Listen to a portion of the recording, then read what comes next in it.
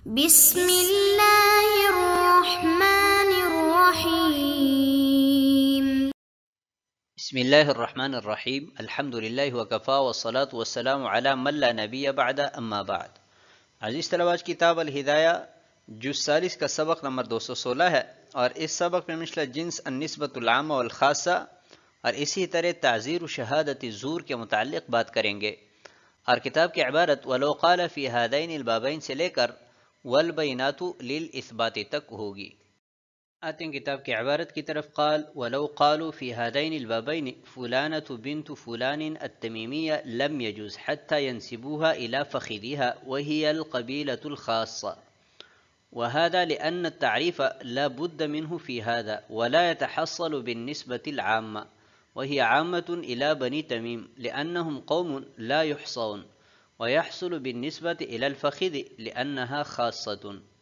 اور اگر ان دو بابوں میں کہا کہ فلاں بنت فلاں التمیمیہ تو جائز نہیں ہے یہاں تک کہ اس عورت کی نسبت اس کے شاخ کی طرف کریں، اور شاخ سے مراد قبیلہ خاصہ ہے، اور یہ اس لیے کہ اس میں شناخت ضروری ہے، اور شناخت حاصل نہیں ہوتی نسبت عامہ سے، اور تمیمیہ نسبت عامہ ہے بنو تمیم کی طرف نسبت کرتے ہوئے، اس لیے کہ وہ ایسی قوم ہے کہ جن کو شمار نہیں کیا جا سکتا، اور شاخ کی طرف نسبت کرنے سے شناخت حاصل ہو جاتی ہے اس لیے کہ وہ خاص ہے. قال ولو قال فی هذین البابین، یہاں سے مسئلہ بیان کر رہے ہیں کہ اگر ان دو بابوں میں یعنی شہادہ علی شہادہ اور کتاب القاضی الی القاضی میں گواہوں نے یہ کہا کہ حلیمہ بنت سعد التمیمیہ کی ذمہ زید کے 1000 دراہم ہے، تو اس نسبت سے گواہی دینا جائز نہیں ہے. البتہ اگر حلیمہ کی نسبت بنو تمیم کے ایک خاص فخذ خاص قبیلے کی طرف کریں تو اس صورت میں یہ گواہی جائز ہوگی. وہی القبیلۃ الخاصہ، فخذ سے مراد قبیلہ خاصہ ہے. یاد رکھیں کہ عرب کے ہاں قبائل کی 6 قسمیں ہوتی ہے. علامہ عینی رحمہ اللہ تعالیٰ نے صحاح کے حوالے سے نقل کیا ہے کہ پہلے کو شعب کہتے ہیں، پھر اس کے بعد قبیلہ ہے، اور قبیلے کے بعد فصیلہ ہے، پھر عمارہ ہے، پھر بطن ہے، پھر فخذ ہے، یعنی آخری نسبت آخری خاص جو قبیلہ ہوتا ہے اس کو فخذ کہا جاتا ہے. اور اس کی مثال بیان فرمائی ہے کہ خزیمہ یہ شعب ہے، اور کنانہ قبیلہ ہے، اور قریش یہ عمارہ ہے، اور قصی یہ بطن ہے، اور ہاشم یہ فخذ ہے، والعباس یہ فصیلہ ہے. یہ اختلاف ہے، بعض فرماتے ہیں کہ فصیلہ آخری شاخ ہے، اور بعض نے فرمایا ہے کہ فخذ آخری شاخ ہے، اور صاحب ہدایہ نے بھی فخذ کا جو یہاں پر تذکرہ کیا ہے کہ آخری قسم مراد ہے.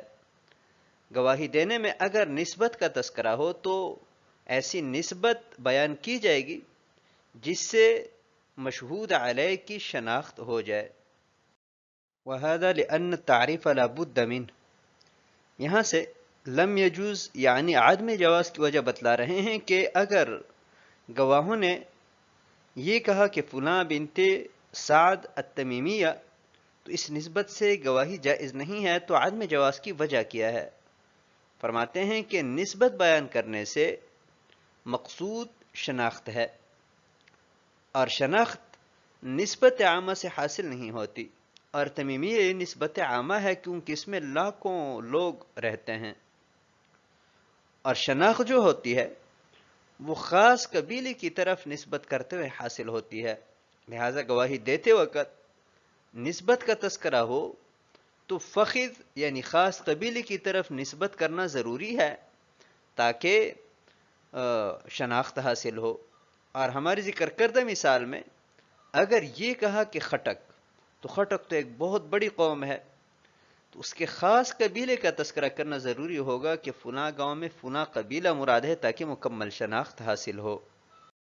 آتے ہیں اگلی عبارت کی طرف. وقیل الفرغانیۃ نسبۃ عامۃ والازجندیہ خاصۃ، وقیل السمرقندیہ والبخاریۃ عامۃ، وقيل النسبة إلى السكة الصغيرة خاصة وإلى المحلة الكبيرة وإلى المصر عامة. ثم التعريف وإن كان يتم بذكر الجد عند أبي حنيفة ومحمد رحمهم الله تعالى خلافا لأبي يوسف رحمه الله تعالى على ظاهر الروايات، فذكر الفخذ يقوم مقام الجد لأنه اسم الجد الأعلى، فنزل منزلة الجد الأدنى والله تعالی اعلم۔ اور کہا گیا ہے کہ الفرغانیہ نسبت عامہ ہے، ازجندیہ نسبت خاصہ ہے، اور کہا گیا ہے کہ سمرقندیہ اور بخاریہ نسبت عامہ ہے، اور کہا گیا ہے کہ چھوٹی گلی کی طرف نسبت کرنا نسبت خاصہ ہے، اور بڑے محلے اور شہر کی طرف نسبت کرنا نسبت عامہ ہے۔ پھر ظاہر روایات کے مطابق طرفین کے نزدیک اگرچہ دادا کی ذکر کرنے سے شناخت تام ہو جاتی ہے برخلاف قاضی ابو یوسف رحمہ اللہ تعالی کے، لیکن فخذ کا تذکرہ کرنا دادا کے قائم مقام ہے، اس لیے کہ وہ اعلیٰ جد کا نام ہے، لہٰذا وہ ادنیٰ جد کے قائم مقام ٹھہرایا گیا۔ وقیل الفرغانیۃ نسبت عامہ، یہاں سے صاحب ہدایہ نسبت عامہ اور خاصہ کی تفصیل بیان کرنے کے لیے اپنے علاقے کے حساب سے چند علاقوں کے نام ذکر کر رہے ہیں۔ تو الفرغانیہ یعنی فرغانہ کے علاقے کی طرف اگر کسی کی نسبت کی جائے تو نسبت عامہ ہے، یہ کافی نہیں ہے، اور فرغانہ کے ایک خاص علاقہ ازجند، اس کی طرف اگر نسبت کی جائے، ازجندی کہا جائے تو نسبت خاصہ ہے، شہادت میں اس سے کام چل جائے گا۔ وقیلہ اور بعض مشائخ فرماتے ہیں کہ سمرقند یا بخارا کی طرف نسبت کرنا نسبت عامہ ہے، شہادت میں اس سے کام نہیں چلے گا۔ اور بعض دیگر مشائخ کا قول یہ ہے کہ چھوٹی گلی کی طرف اگر نسبت کی جائے تو یہ نسبت خاصہ ہے، اور اگر بڑے محلے کی طرف یا شہر کی طرف نسبت کی جائے تو یہ نسبت عامہ ہے، شہادت میں یہ نسبت کافی نہیں ہوگی۔ تو یہاں پر پاکستان کے ایک دو شہروں کے بطور مثال ہم تذکرہ کیے دیتے ہیں۔ تو بنو یہ نسبت عامہ ہے، بنو کی طرف اگر کسی کی نسبت ہو بنوی تو یہ نسبت کافی نہیں ہے۔ اور اسی طرح یہ کہا کہ فلاں گاؤں مثلا لنڈی جلندر، یہ بھی نسبت عامہ ہے کیونکہ اس کی آبادی بہت زیادہ ہے۔ لنڈی جلندر میں ایک خاص قوم کا نام لیا مثلا شہادت خیل، تو یہ بھی نسبت عامہ ہے کیونکہ اس کے افراد بھی بہت زیادہ اور ایک نام کے کئی لوگ ہوتے ہیں، تو صرف شہادت خیل کی طرف نسبت کرنے سے تعارف حاصل نہیں ہوگا۔ ہاں اگر یہ کہا کہ فلاں شخص جو کہ فلاں محلے سے ہے تو یہ نسبت خاصہ ہے، اس سے کام چل جائے گا۔ لاہور کی طرف نسبت کرنے نسبت عامہ ہے، لاہوری، یہ کافی نہیں ہے۔ ایک خاص ٹاؤن کی طرف نسبت کی گئی، ازمیر ٹاؤن یا فلاں ٹاؤن، تو یہ بھی نسبت عامہ ہے۔ اس ازمیر ٹاؤن میں ایک خاص گلی کی طرف نسبت کی جائے تو یہ نسبت خاصہ ہے، اس سے کام بن جائے گا اور اس سے تعارف حاصل ہو جائے گا۔ ثم التعریف فإن كان يتم بذکر الجد عند ابی حنیفہ، اور پھر شناخت کے لیے طرفین کے ہاں باپ اور دادا دونوں کا تذکرہ کرنا ضروری ہے، اور اگر جد کی جگہ پر فخذ کا تذکرہ یعنی خاص قبیلے کا نام لیا جائے تو یہ بھی کافی ہو جائے گا۔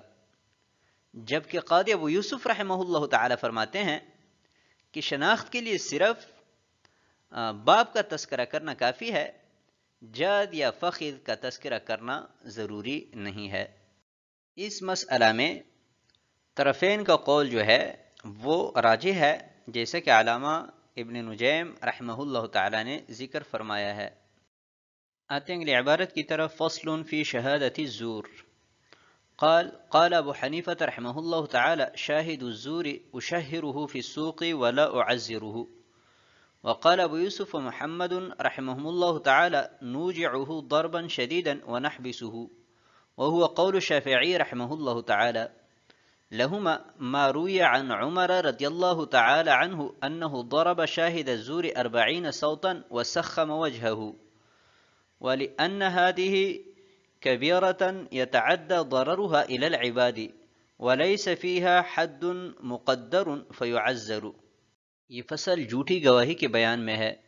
امام ابو حنیفہ رحمہ اللہ تعالی نے فرمایا کہ جھوٹے گواہ کی بازار میں تشہیر کروں گا اور تعزیر نہیں دوں گا۔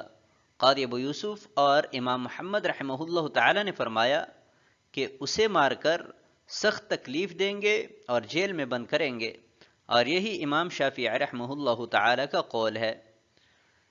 صاحبین کی دلیل حضرت عمر رضی اللہ تعالیٰ عنہ سے روایت کردہ واقعہ ہے کہ انہوں نے جھوٹے گواہ کو 40 کوڑے مارے اور اس کا منہ کالا کیا، اور اس لیے کہ یہ کبیرہ گناہ ہے اور اس کا ضرر بندوں کی طرف متعدی ہوتا ہے اور اس میں کوئی مقرر حد نہیں ہے، لہذا تعزیر دی جائے گی۔ فصل فی شہادت الزور، یہاں سے جھوٹی گواہی کے متعلقہ احکام بیان کر رہے ہیں۔ تو پہلا مسئلہ یہ ہے کہ جھوٹے گواہ کی سزا کیا ہے۔ تو اس میں امام اعظم ابو حنیفہ اور صاحبین رحمہم اللہ تعالی کے مابین اختلاف ہے۔ امام اعظم ابو حنیفہ رحمہ اللہ تعالی فرماتے ہیں کہ صرف تشہیر کی جائے گی اور اسے مارا نہیں جائے گا، جبکہ صاحبین اور امام شافعی رحمہ اللہ تعالی فرماتے ہیں کہ پہلے سخت پٹائی کی جائے گی اور اس کے بعد جیل میں بند کیا جائے گا۔ لہما ما روی عن عمر رضی اللہ تعالی عنہ، صاحبین کی دلیل یہ ہے کہ حضرت عمر رضی اللہ تعالیٰ عنہ نے جھوٹے گواہ کو 40 کوڑے مارے تھے اور منہ کالا کیا تھا، یہ تعزیر ہے۔ اور دوسری دلیل یہ ہے کہ جھوٹی گواہی کبیرہ ہے، جیسا کہ کئی حدیث میں منقول ہے اور قرآن کریم میں بھی اس سے منع کیا گیا ہے، اور اس کا ضرر بھی عباد کی طرف متعدی ہے، اس سے لوگوں کو تکلیف پہنچتی ہے۔ جس کے خلاف گواہی دی گئی ہے یا تو اس کا مال جائے گا یا اسے سزا ملے گی، تو اس کبیرہ سے روکنے کے لیے اس کی سزا ہونی چاہیے، لیکن شریعت مطہرہ کی طرف سے کوئی حد مقرر نہیں ہے، تو قاضی صاحب کے ثوابدید پر چھوڑا گیا ہے، وہ جتنا مناسب سمجھیں مجرم کو سزا دیں۔ آتے ہیں اگلی عبارت کی طرف، فَلَهُ أَنَّ شُرَيْحًا رحمہ اللہ تعالی كان يشهر ولا يضرب ولأن الانزجار يحصل بالتشهير فيكتفى به والضرب وإن كان مبالغة في الزجر ولكنه يقع مانعا عن الرجوع فوجب التخفيف نظرا إلى هذا الوجه، وحديث عمر رضي الله تعالى عنه محمول على السياسة بدلالة التبليغ إلى الأربعين والتسخيم۔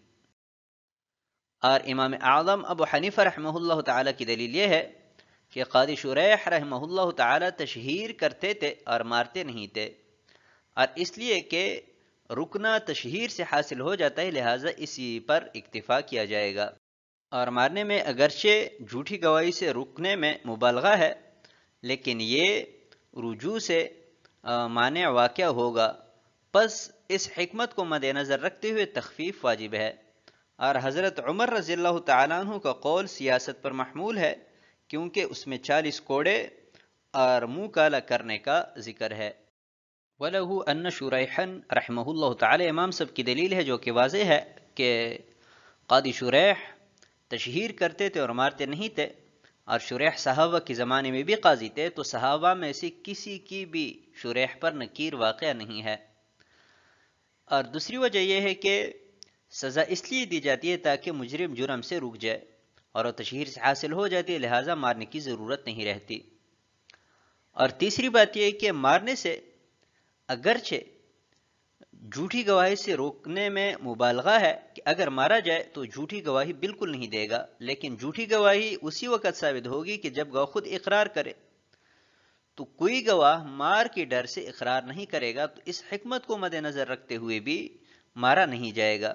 اور جہاں تک حضرت عمر رضی اللہ تعالیٰ عنہ کی حدیث کی بات ہے، تو سیاست پر محمول ہے، نہ کہ سزا کے طور پر، اس لیے کہ 40 کوڑے مارنا اور اس طرح منہ کالا کرنا یہ سیاست کے طور پر ہو سکتا ہے، نہ کہ سزا کے طور پر، لہٰذا حضرت عمر رضی اللہ تعالیٰ عنہ کے واقعے سے تعزیر پر استدلال کرنا درست نہیں ہے۔ آتے ہیں اگلی عبارت کی طرف، ثم تفسیر التشہیر منقول عن شریح رحمہ اللہ تعالی فإنه كان يبعثه إلى سوقه إن كان سوقيا أو إلى قومه إن كان غير سوقي بعد العصر أجمع ما كانوا ويقول إن شريحا يقرئكم السلام ويقول إنا وجدنا هذا شاهد زور فاحذروه وحذروه الناس. وذكر شمس الأئمة السرخسي رحمه الله تعالى أنه يشهر عندهما أيضا، والتعزير والحبس على قدر ما يراه القاضي عندهما، وكيفية التعزير ذكرناها في الحدود. ثم تفسیر التشہیر، یہاں سے تشہیر اور تعزیر کی تفصیل بیان کر رہے ہیں۔